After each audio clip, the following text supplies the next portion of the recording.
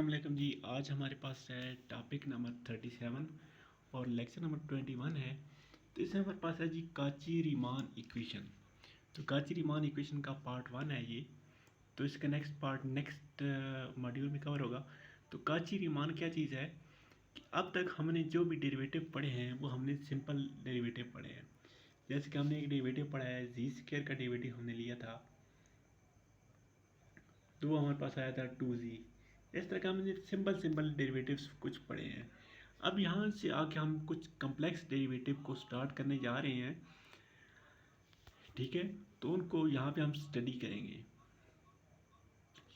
तो उन कम्प्लेक्स जो डेरिवेटिव होते हैं हमारे पास, उनको हम सॉल्व करने के लिए हम काची-रीमान इक्वेशन इस्तेमाल करते हैं। ये इक्वेशन दो मैथमेटिशियन काची और रीमान ने 18th और 19th सेंचुरी में बनाई थी। तो यहाँ पे जस्ट इनकी ये हिस्ट्री है, इनकी इतनी इंपॉर्टेंस नहीं है। तो इसको हम काची रीमान इक्वेशन को देखते हैं। सपोज करें हमारे पास एफ ऑफ जी एक इक्वेशन है, u of x Y plus iota we of x y, जिसके कंपोनेंट हैं यू ऑफ एक्स वाई और iota we of x Y.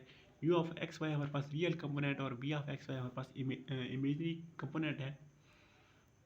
तो ये क्या कह रहा है कि if a function is differentiable at a point, तो अगर ये फंक्शन हमारे पास एक्स नॉट वाई नॉट भी डिफरेंशिएबल है, then we have a set of equation, तो फिर हमारे पास एक इक्वेशन का सेट आता है इन कंपोनेंट्स के अकॉर्डिंग।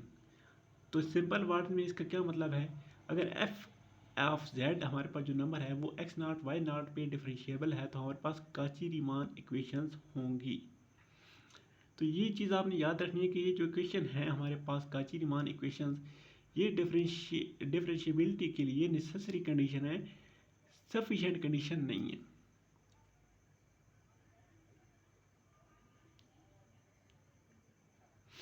तो यहाँ पे जो इम्पॉर्टेंट बात याद रखने वाली है, मैंने यहाँ पे हाईलाइट भी की हुई है। If a function is differentiable at point X naught Y naught, then Cauchy Riemann equations are satisfied, but it converse is not hold.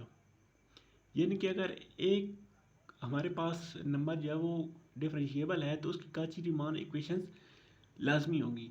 लेकिन ये नहीं कि अगर काची-रीमान इक्वेशंस हैं तो वो फंक्शन जो है वो हमारे पास डिफरेंशिएबल भी हो। तो इसका मेन आइडिया क्या है, ये हमारे पास डेरिवेटिव की जस्ट डिफिनेशन लिखी हुई है। एफ ऑफ जी हमारे पास होता है limit z approaches z naught, f of z minus f of z naught divide by z minus z not,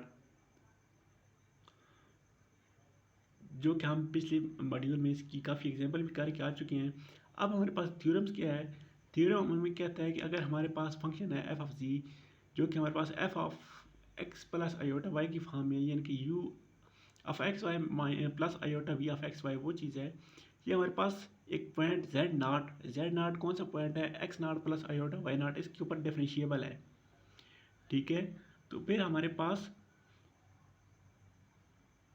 इसके partial derivative u and v exist करेंगे। Partial derivative of u with respect to x ये चीज़ बनेगी कि u को x के हिसाब से derivate किया, और partial derivative of v with respect to x ये बनेगा, ठीक है। तो ये इक्वेशन है हमारे पास काची-रीमान इक्वेशंस। यहाँ पे हमने कुछ ऑब्जर्वेशन की हैं कि अगर एफ ऑफ जी हमारे पास डिफरेंशिएबल हो तो उसकी काची-रीमान इक्वेशन एग्जिस्ट करती हैं। तो इसका कंट्रा पॉजिटिव क्या होगा, अगर काची-रीमान इक्वेशन हमारे पास नहीं है तो वो जो फंक्शन है वो डिफरेंशिएबल नहीं होगा, ठीक है। तो सेकंड नंबर में हमारे पास क्या चीज़ है कि अगर काची-रीमान इक्वेशन सेटिस्फाइड है एक्स जेड नॉट पॉइंट के ऊपर, तो फंक्शन हो सकता है डिफरेंशिएबल हो सकता है डिफरेंशिएबल ना हो। तो इन तीन लाइंस का सिंपली मुखफ़फ़ ये है कि अगर हमारे पास फंक्शन डिफरेंशिएबल है तो उसकी काची-रीमान इक्वेशन होंगी।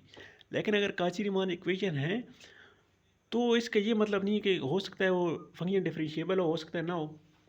लेकिन इसकी अगेंस्ट अगर हमारे पास काची-रीमान इक्वेशन नहीं है तो फिर वो जो फंक्शन है वो लाजमी बात नहीं है कि डिफरेंशिएबल हो, वो डिफरेंशिएबल नहीं होगा फिर।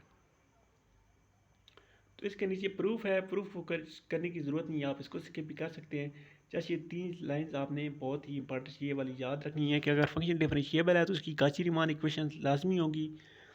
अगर काची रीमान इक्वेशन सेटिस्फाइड है तो उसका ये मतलब नहीं कि हमारा फंक्शन डिफरेंशिएबल है, लेकिन अगर काची रीमान इक्वेशंस भी नहीं है तो हमारा फंक्शन डिफरेंशिएबल नहीं होगा।